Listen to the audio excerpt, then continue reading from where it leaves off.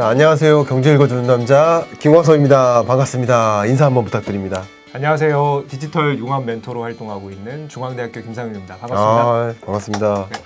훈남이 찾아왔습니다. 네. 그리고 특별한 게스트죠. 왜냐면 이 KPC에 처음으로 두 번째 출연한. 그렇죠. 제가 작년 네. 작년 초에 한번 출연했어요. 그 어떤 인플루언서도 두 번 아유. 초청드리지 않았는데 우리 김상윤 교수님이다 보니까 두 번이나 초청해드렸습니다. 네, 감사합니다. 이번에는 이 메타리치 시대의 저자로서 출연해 주셨는데 어떻습니까, 반응? 반응이 네. 오늘 이렇게 반응을 말씀드리고 싶은데 네. 정말 지금 이 촬영하는 하루 전날 나왔어요. 그렇습니다. 어제 나왔습니다. 그래가지고 반응이 아직 없습니다. 아, 오늘부터 촬영? 반응이 생기겠죠. 그렇군요. 네. 예, 자, 오늘부터 여러분이 반응을 막 내주셔야 되지 않을까 그런 생각을 합니다. 어쨌든 또 여러 가지 말씀을 많이 나누고 싶은데 많이 바쁘게 지내지 않으세요? 네, 요즘 뭐 제가 연구하는 주제들이 요즘 워낙 또 이슈가 되다 보니까 여기저기 많이 불러주셔가지고 네. 제가 갖고 있는 지식을 많이 이제 알려드리고자 활동을 상당히 적극적으로 하고 있습니다. 그렇군요. 네. 조금 살이 찐 것 같아요. 아, 그런가요? 네, 제 느낌상. 그럼 잘 먹고 잘 지내가는가요? 잘 먹고 잘 살고 계시다. 자, 바쁜 와중에 오늘 이 자리에 모신 이유는 이 메타리치 시대의 저자로서 도대체 이 리치라는 단어가 또 등장하니까 우리 굉장히 섬뜩하기도 하는데 정말 이 부를 가져갈 수 있을까? 뭐 이런 생각을 좀 많이 하게 됩니다. 먼저 이 주제 자체에 대한 궁금함이 먼저 들어요. 네. 메타리치 시대, 이거 도대체 뭡니까? 일단 작년 한 해 네. 우리 디지털 분야의 가장 핵심적인 여러분들이 관심을 많이 가지셨던 키워드이자 기술 분야는 메타버스죠. 네. 네, 그래서 제가 메타버스로 뭐 대중분들이든 아니면 기업이든 사실 작년 1년 동안 강의를 뭐 100여 차례 이상 했더라고요. 제가 한번 카운트를 해봤더니. 그러면 또 얼마큼 그것도 카운트 해봤습니까? 뭐 그런 거는 뭐 이렇게 따지진 않고요. 네, 여러 가지들 또 아무데나 부르면 간다 이겁니까? 네, 그렇지 않죠. 시간이 되고 그러니까. 네, 또 네. 제가 또 충분히 이렇게 지식을 전달드릴 수 있는 어떤 그런 대상분들에게는 적극적으로 활동을 했었는데 네. 작년에 강연을 여러 곳에서 진행하고 또 여러 또 회의나 이런 곳에서 메타버스와 이 새로운 변화들에 대한 얘기를 나누면서 제가 가장 많이 받았던 질문이 있어요. 그게 뭐죠? 제가 이제 기술을 연구하고 기술과 관련된 비즈니스 혹은 사회의 변화를 연구하잖아요. 네. 근데 질문이 기술에 대한 얘기보다는 교수님 혹시 암호화폐 투자하세요? 아니면 교수님 혹시 NFT 투자는 네네. 앞으로 어떤 방향으로 흘러갈까요? 이런 그 투자에 대한 질문을 많이 하시더라고요. 그래서 저는 이제 강연 중에는 제가 이제 기술과 기술에 인한 영향을 이제 강연 주제로 하다 보니까 투자 얘기는 제가 여기서 상세히 말씀을 못 드리고 간단하게만 답드리고 이렇게 넘어가곤 했는데 자꾸 반복적으로 이런 투자 관련된 질문을 받다 보니까 한번 고민을 하게 되더라고요. 네. 사람들이 왜 이것을 궁금해할까? 왜 저는 기술을 얘기하는데 왜 사람들은 투자로 질문을 할까? 네. 가만히 생각해봤더니 최근 제가 태어나서 몇십 년간 인생 뭐 그렇게 길게는 안 살았지만 지난 몇십 년간을 돌이켜보면 기술이 우리 지갑 사정에 영향을 끼친 가장 큰 어떻게 보면은 가장 영향력이 큰 시대가 바로 지금이다. 우리가 암호화폐도 그렇고요. 또 요즘 인공지능이 우리 자산을 불려주고 있기도 하고요. 네. 또 최근에 NFT까지 뭐 800억대 디지털 예술 작품이 판매됐다 이런 뉴스에서 많이 접하시고요. 그리고 내가 부동산 소유하고 있지 않은데 아파트나 땅 없는데 가상 세계에서는 몇만 원, 몇천 원에 살 수 있다. 이런 얘기들도 들리고요. 네, 그러다 보니까 사람들이 지갑을 불리는 즉 부를 창출하는 방법으로서 기술에 대한 이해를 구하고 있다. 이런 측면들이 약간의 책임감이 들더라고요. 사람들은 기술을 어려워하지만 이것이 나의 경제 활동에 영향을 끼친다라는 것을 주변에서 이제 여기저기 보면서 확인을 하면서 관심을 갖기 시작하고 이것을 정말 내가 투자를 해야 되냐? 내가 다른 사람들의 어떤 자산이 늘어나는 상황에서 내가 소외되지 않을까? 이런 궁금증이 있는데 이것이 기술이 껴있으니까 이해하기가 힘드시는 거예요. 그래서 이것을 또 투자 전문가들이 해석해 주기는 힘들잖아요.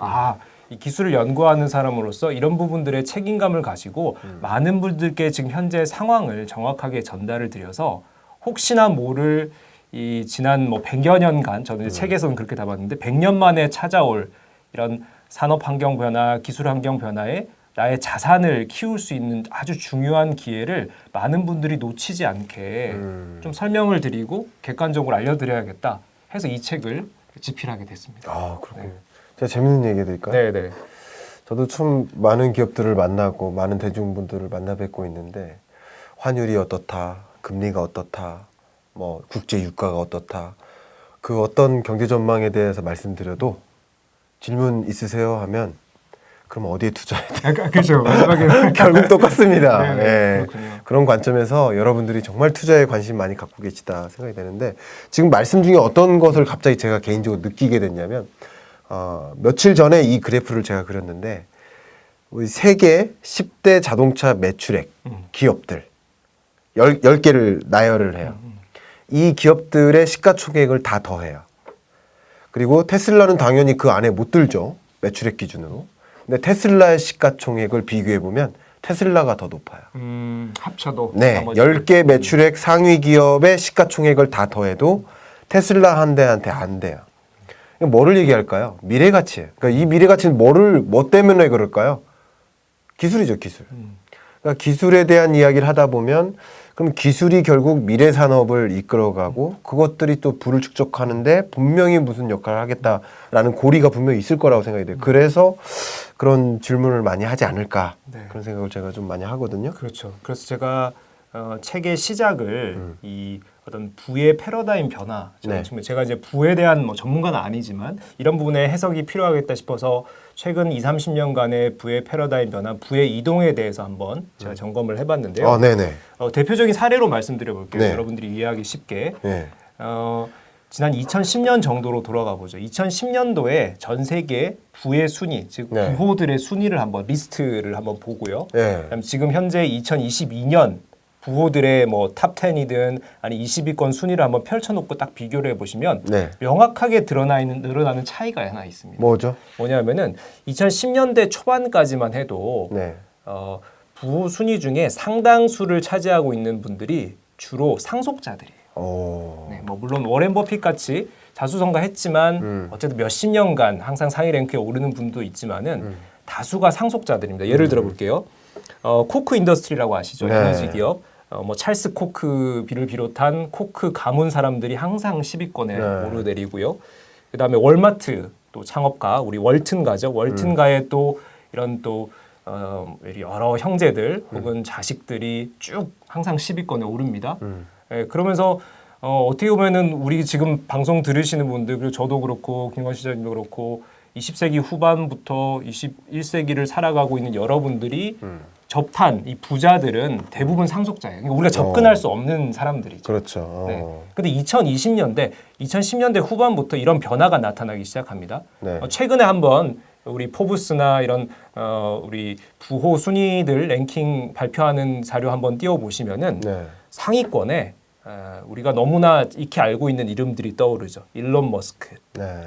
그다음에 아마존의 창립자 제프 베이조스, 그리고 마크 저커버그. 이런 사람들 대표된 너무나 익숙한 이름들이지만 기존의 부호들과는 다른 컨셉으로 부를 창출한 사람들이에요. 그러네요. 네, 그렇죠. 네. 대표적으로 아마존의 제프 상속은 베이조스. 아닌 거죠. 그렇죠, 상속은 아니죠. 네. 네, 그게 이제 상속이 20세기 후반까지 우리 전 세계 부의 어떤 중심을 차지했다면은 21세기 바뀌고 있다. 네. 근데 이 사람들이 어떻게 그런 부를 창출했냐? 여기서부터 저는 네네. 책의 질문을 시작을 했는데요. 네. 이 사람들이 대표적으로 부를 창출한 방식은 물론 각각 영역들이 다르긴 하지만은 딱 한마디로 정말 한 단어로 만들려면 가상 경제에 몰두하는 사람들이다라는 거죠. 가상 경제. 그러니까 과거의 부는 상속이었다. 네. 근데 지금의 그 부호들은 상속이 아닌 가상 경제라고 정의를 내리신 거네요. 그죠? 상속이 아닌 자수성가형 예. 혹은 새로운 분야, 지금까지의 어떤 물질 세계나 우리 산업화 과정에서 다양한 산업들, 기존 산업 영역에 투자하는 그리고 거기서 부를 창출한 사람들이 아니라 자수성가했고 거기 내가 집중하는 어떤 컨셉, 패러다임이 바로 가상 경제라는 거예요. 그렇군. 예를 들어 볼게요. 네. 아마존의 창립자 제프 베이조스가 뭐 여러 가지 뭐 최근에는 AWS 아마존 웹 서비스가 가장 큰 어떤 영업 이익을 차지를 하고 있지만 네. 대표적인 성공 사례가 바로 여러분들이 눈앞에서 이제 오프라인으로만 거래하시던 여러 상점들을 온라인으로 올린 최초의 시도를 했어요. 그죠? 네. 우리 온라인 마켓플레이스를 세계 최초로 안착시킨 시장을 키운 사람이고 즉 가상 공간을 상거래를 집어넣은 거죠. 그렇죠? 이것도 큰 개념의 가상 경제의 시초라고 할 수가 있겠고요. 그렇죠. 그리고 테슬라의 일론 머스크는 뭐 여러분들 뭐 너무나 잘 아실 겁니다. 특히나 요즘 암호화폐 투자하시는 분들은 일론 머스크 추종자들까지 생겼어요. 그렇죠. 뭐 예를 들면 도지코인이라든지 비트코인이라든지 비트코인으로 우리 테슬라 전기차 구매하게 하겠다 뭐 이런 뭐 또 트윗을 날리면서 비트코인 주가를 출렁출렁하게 만들고요. 이렇게 가상 화폐, 암호화폐에도 투자를 하고 있다는 공공연히 밝히고 있고요. 여러 일론 머스크가 추구하는 여러 사업 분야들도 이런 가상 세계나 혹은 우주 이런 우리가 기존에 갖고 있지 않았던 영역, 기존 산업 영역이 아닌 영역에 투자들을 확대하고 있습니다. 네. 자, 세 번째 마크 조크버그 어떤 거예요? 네. 최근에 대표적 뉴스가 있죠. 우리 페이스북을 메타로 개명을 했습니다. 네. 메타의 추진 방향을 이제 이렇게 정의를 하고 있습니다. 메타가 몇 년 전에 그 오큘러스2라고 하는 VR 업체를 인수를 했어요. 네. 그러니까 이거 인수하는 어떤 의미가 뭐냐면은 이 메타가 주로 추구하던 건 플랫폼 영역입니다. 네. 인스타그램과 페이스북을 갖고 있죠. 네. 근데 이 오큘러스2는 바로 디바이스 제조 장비 업체죠. 네. 그러면 다시 무슨 말이냐? 바로 이 메타 시대의 수직 계열화를 만들어가고 있는 겁니다. 내가 우리가 갖고 있는 장비로 우리 플랫폼 안에서 그리고 향후에 메타가 여러 가상 세계, 즉 메타버스 세계에서 사람들이 이용할 수 있는 컨텐츠를 많이 만들겠다. 이쪽으로 투자를 확대하겠다 발표를 했거든요. 네. 즉 컨텐츠와 플랫폼과 디바이스, 우리 CPDN이라고 그러죠. 네. CPDN은 네트워크고요. 이 CPD를 다 가져가겠다는 거죠. 저는 CPND라고 하는데 CPDN이라고 하시고. 네, 지금 순서로 말씀드린 농담입니다. 거고. 네. 네, 아, CPD. 사람마다 이제 달리 얘기할 그렇죠? 수 있죠. 네. 네, 그래서 이렇게 메타가 수직 계열화를 시키면서 즉 가상 세계, 가상 경제, 메타버스 뭐 비슷한 개념들이죠. 이 시대에 우리가 CPD를 다 수직 계열화해서 장악하겠다라는 의도를 보이고 있는 대표적인 기업이죠. 네. 자, 이 세 개 기업 즉 이 대표 CEO들이 대표들이 지금 세계 부호 순위 항상 5위권 내에 지금 머물고 있고요.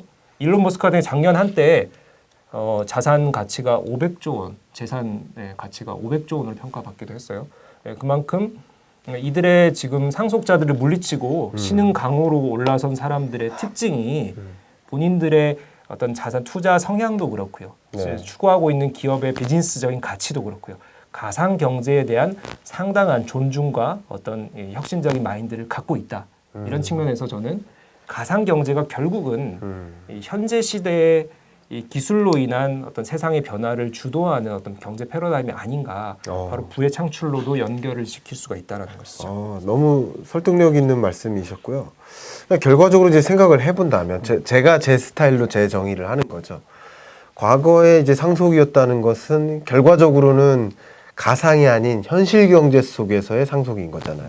뭔가의 현물을, 그렇죠. 그죠? 오일을, 네. 뭐 이런 식으로 기계를 그런 식의 상속 경제였다면 어쨌든 현실 경제였는데 이제 새로운 부를 축적한 사람들의 생태계를 보면 자수성가형인데 그들이 추진하는 그 무언가가 가상 경제다. 이렇게 좀 추진을 해볼 수 있겠고, 그럼 결국 우리도 뭔가 리치 시대에 걸맞게 부를 축적하기 위해서는 그런 가상 경제를 좀 이해해봐야 되는 네. 그런 시간이 아닌가라고 생각을 하는데, 그럼 김상현 교수님께서 아직 좀 어렵게 다가오실 수도 있어요. 도대체 이 가상 경제, 이놈의 가상 경제는 무엇입니까? 우리 앞에 표정 좀 보세요. 도대체 가상 경제 뭐야 하는 표정 있잖아요. 이게 가상 경제가 이해가 네. 안 되는 포인트가 딱 그겁니다. 가상이죠. 네. 근데 안 보입니다. 네. 손에 잡을 수가 없습니다. 네. 그러다 보니까 내가 직접 뭔가 가상의 상품이나 서비스를 거래해보거나 아니면 가상 세계에서 아바타로 활동을 해보거나 이러지 않은 분들은 네. 손에 안 잡히니까 그게 뭐야 도대체? 더 안 잡히겠네요. 그렇죠. 설명을 원래 안 드려도 잡히는 건데 경험 안 해봤으니까 더 안 잡히는 맞습니다. 거죠. 그래서 제가 이제 메타버스나 가상경제 강연을 나가서 네. 좀 이해하기 힘들어하시는 분들은 지금 당장 이 가상 플랫폼에서 한번 일상생활을 해보세요. 혹은 물건을 한번 거래해 보세요. 아니면 NFT를 만들어 보세요. 이렇게 추천을 드리거든요. 그렇군요. 그걸 한번 해보지 않으면은 지금까지 우리가 살아오던 방식과는 너무 다른 아날로그 그럼요. 경제 체제와 실물 경제 체제는 너무 다른 방식들이기 때문에 손에 안 잡히시는 거죠. 네. 그런 측면이 있고요. 그냥 당장 그냥 그 VR 게임 같은 거 그런 거라도 한번 해보시면 맞습니다. 좋을 것 같아요. 맞습니다. 한번 해보시면 가상 현실에서 놀이보다 가상 공간에서의 놀이가 더 이렇게 흥미진진하구나 그렇죠. 이런 걸 느끼실 수 있으니까 네. 어쨌든 그 가상의 무언가를 체험할 수 있는 계기가 아닌가. 그렇죠. 네. 가상 경제의 정의는 이제 위키피디아 정의를 따르면은 온라인에서 가상 상품이나 가상 서비스를 거래하는 경제 체제를 말합니다. 그렇군요. 네. 근데 여기서 이제 아마 궁금하신 분들이 있어요. 그러면은 아마존에서 물건 구매하는 것도 온라인에서 물건 구매하는 거 아닌가요? 이렇게 질문하시잖아요. 네. 자, 근데 여기서 다른 포인트가 있죠. 온라인에서 우리가 물건을 구매하는 것은 유통의 어떤 채널을 온라인으로 옮긴 거지. 그렇죠. 이 구매하는 이 물품 아이템 자체가 가상화된 건 아니에요. 그렇죠? 우리가 물건을 현실 세계의 물건은 온라인 채널에서 구매하는 게 바로 지금의 온라인 쇼핑몰이고요. 네. 이 가상 경제라고 하는 것은 상품이나 서비스 자체도 가상화되어 있어야 된다는 그렇군요. 거죠. 네, 그래서 이 가상 상품과 가상 서비스를 온라인 채널을 통해서 거래하는 경제 체제를 가상 경제라고 얘기를 하는데요. 자, 여기서 또 와닿지 않으신다. 그럼 또 한 가지 추가드려 볼게요. 아까 실장님 잘 설명해 주셨는데 바로 가상 경제에서는 우리가 가상 경험들이 일어난다는 거죠. 아까 말씀하신 VR이라든지 AR, 우리 증강현실, 가상현실 이렇게 얘기를 합니다. 우리가 집에 자녀분들 있으신 분들, 자녀분들 손잡고 XR 체험장 가셔가지고 이 VR 기기 끼고 건물 옥상에서 떨어지는 경험, 혹은 우주 여행 하시는 경험 한 번씩 체험해 보신 분들이 있으실 거예요. 바로 이 VR 가상 세계 속에서 내가 현실 세계에서 채우지 못한 욕구나 경험들을 충족하는 공간으로 활용하는 거죠. 이게 가짜 경험이긴 하지만 실제 경험과 같은 유사한 효과를 주면은 그게 의미가 있다. 그걸 그렇겠네요. 가상 경험으로 얘기를 하는 거죠. AR이라고 하는 것은 증강현실입니다. 우리가 현실 세계를 바라보는데 AR 기기를 끼고 바라보면은 여기 더욱 필요한 정보들이 같이 겹쳐서 뜨는 거예요. 그러니까 내가 물건을 살 때 이 물건의 가격이나 생산지나 여러 가지 정보들을 함께 알면 좋겠다. 근데 그걸 물건 하나하나 들여다보기가 너무 불편합니다. 근데 AR 기기를 끼고 바라보시면은 그 물건을 바라보는 그 족족 그 정보들이 필요한 정보들이 뜨는 거죠. 증강현실이라고 하죠. 바로 이렇게 가상 세계의 여러 각종 데이터나 경험들을 우리가 익숙하게 사용할 수 있게끔 활용할 수 있게끔 최근 들어서 이런 XR 기술들이 발전하고 있고요. 이로 인한 우리의 경험을 가상 경험이라고 합니다. 바로 가상 경제 속에 우리가 가상 경험도 포함되어 있는 것이죠. 네. 그럼 제가 말씀 중에 이제 끝으로 이렇게 정리를 하면 좋겠네요. 온라인이라는 단어보다는 가상의 상품, 가상의 서비스 이게 키워드가 아닌가. 네. 그리고 이제 가상으로 경험한다는 얘기는 결국은 가상의 상품을 사는 거, 혹은 가상의 서비스를 이용하는 거. 그게 다 가상. 그러니까 가상의 공간 안에서 가상의 상품과 서비스를 거래하는 네. 그 모든 것들을 가상 경제라고 정의 내릴 수 있겠다 이런 말씀이신 네, 것 같아요. 정확하십니다. 자, 그럼 가상 경제를 이제 정의를 내렸으니까 이제 여기서 이제 일단 마무리는 하고요. 결국 메타리치 시대에 어떤 식으로 우리는 그럼 투자를 해야 되는가? 그러니까 달라진 환경이니까 그 투자 전략 4가지 이 책에 있는 내용이지만 쫙 말씀해 주시겠습니까? 네. 책의 내용은 다 말씀드리기는 그렇지만은 중요한 포인트들 위주로 얘기해 주세요. 말씀드리겠습니다. 예, 그러면 일단 여기서 마무리하겠습니다. 감사합니다.